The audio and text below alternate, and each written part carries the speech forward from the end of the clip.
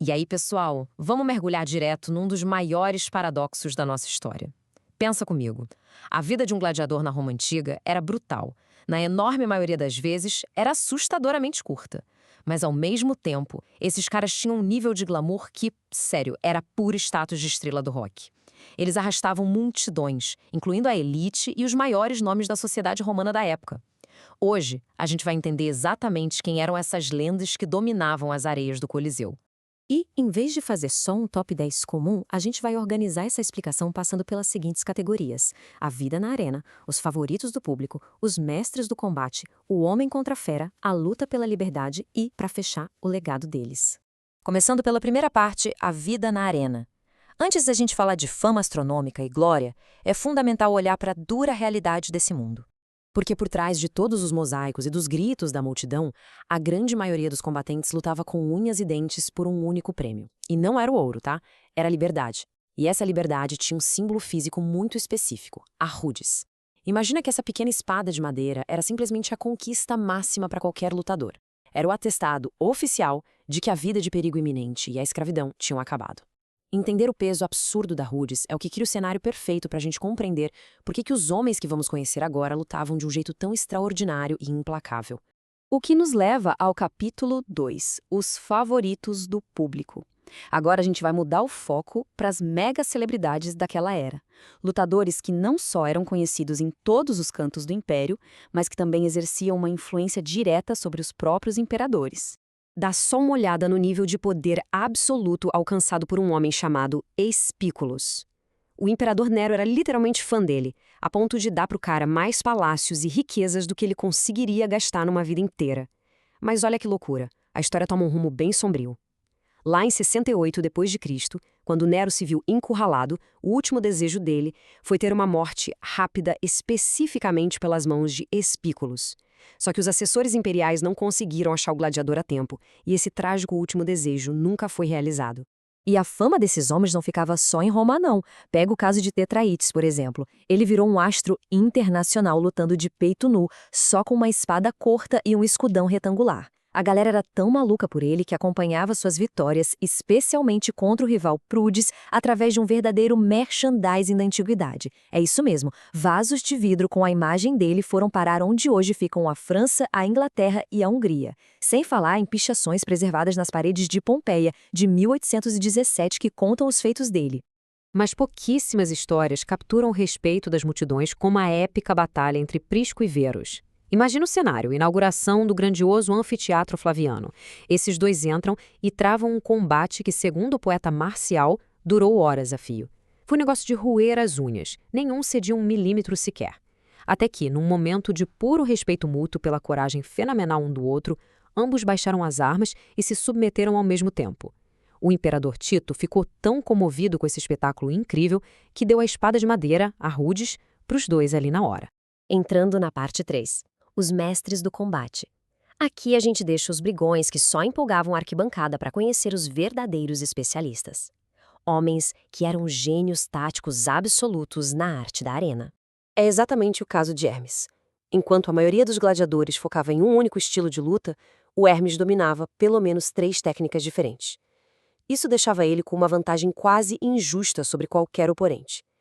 A genialidade dele era tão impressionante que o poeta Marcial dedicou uma obra inteira para ele. Literalmente, cada verso do poema começava com o nome de Hermes, exaltando a sua superioridade esmagadora. Só que um detalhe crucial, nem todo mestre nascia escravo. O Marco Atílio, por exemplo, era um cidadão romano nato que entrou na escola de gladiadores por escolha própria. Ele só queria liquidar umas dívidas pesadas. E a estreia dele foi de cair o queixo. Logo de cara, ele simplesmente aniquilou Hilaros, que vinha de 13 vitórias consecutivas, e logo depois derrubou Raécius Félix, que ostentava 12 vitórias. Um desempenho tão fenomenal que também acabou eternizado em mosaicos. Mas quando a gente fala de combate contínuo e letal, guarda esse número: 34. 34 é o total de batalhas aterrorizantes travadas por Flama, um soldado sírio capturado que lutou por 13 longos anos num ambiente onde sobreviver a 2 lutas já era lucro. A dominância do cara é absurda. Foram 21 vitórias, 9 empates e apenas 4 derrotas na carreira inteira. O que deixa isso ainda mais louco é que ele fazia tudo isso usando praticamente meia armadura, o que deixava ele super vulnerável e segurando só uma espada pequena e um escudo. E o detalhe que consagra a Flama como uma verdadeira lenda é um número 4. Ofereceram a Rudis para ele 4 vezes. 4 vezes ele teve a liberdade servida de bandeja. E nas 4 vezes ele recusou a oferta porque ele escolheu continuar a perseguir a vida como guerreiro. Ele lutou até o momento da morte dele, aos 30 anos de idade. Dá para acreditar? Avançando para a parte 4. O homem contra a fera. É aqui que fazemos a transição para a profissão mais mortal que existia dentro do Coliseu. Ser um bestiário significava ter uma expectativa de vida quase nula, mesmo para os padrões cruéis do Coliseu. Imagina enfrentar a natureza sem nenhum código de honra humano. Era um verdadeiro banho de sangue. O que nos prepara para conhecer os talentos inacreditáveis de um homem chamado Carpóforo. Carpóforo tinha um dom instintivo surreal. Curiosamente, ele era infinitamente melhor lutando contra animais selvagens do que no corpo a corpo com outros homens.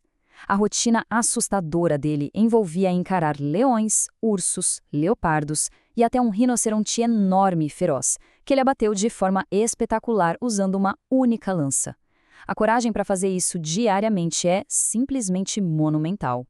Mas a performance suprema da vida dele é resumida pelo número 20. Numa única e devastadora batalha na arena, o Carpóforo matou 20 feras diferentes.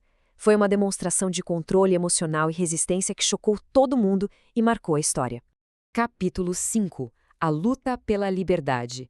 Chegou a hora de falar sobre os homens que rejeitaram completamente o glamour e o espetáculo de sangue e decidiram enfrentar o próprio Império Romano de frente.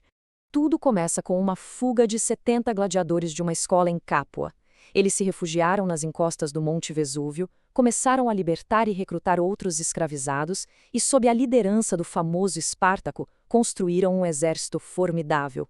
Essa força rebelde tinha tanta habilidade tática que chegou a derrotar as superexperientes legiões romanas em mais de 6 ocasiões. A resistência foi brutal e só encontrou seu fim no ano 71 a.C. sob o ataque pesado de Marco Licínio. Mas a verdade é que esse exército rebelde também sofreu por dentro. Crixus, um gladiador gaulês, tinha uma motivação diferente. Ele queria vingança. Ele queria retribuição direta contra a elite romana pelos abusos que eles passavam nas escolas de gladiadores. Essa motivação pessoal acabou criando um racha no grupo. O Crixus pegou seus apoiadores, se separou e lutou desesperadamente até acabar morrendo nas mãos dos romanos lá no sul da Itália. E assim, a gente chega à nossa 6ª e última sessão, o legado dos gladiadores. É hora de amarrar todas essas histórias de fama estelar, brutalidade, tática e rebeldia armada. O que nos deixa, no fim das contas, de frente com uma provocação histórica. Quando a gente observa homens como Espículos recebendo palácios inteiros, ou Flama dizendo não para a própria liberdade 4 vezes, e ao mesmo tempo, quando a gente lembra de rebeldes arriscando absolutamente tudo para destruir um sistema impiedoso, fica a reflexão. Será que eles foram vítimas de um entretenimento grotesco? Ou verdadeiros mestres que esculpiram os próprios destinos na areia ensanguentada do Coliseu? É um paradoxo gigantesco que mantém essa história fascinante até os dias de hoje. Pessoal, muito obrigada por acompanharem essa explicação com a gente hoje. Espero que esse mergulho do passado tenha despertado ainda mais a curiosidade de vocês. Até a próxima!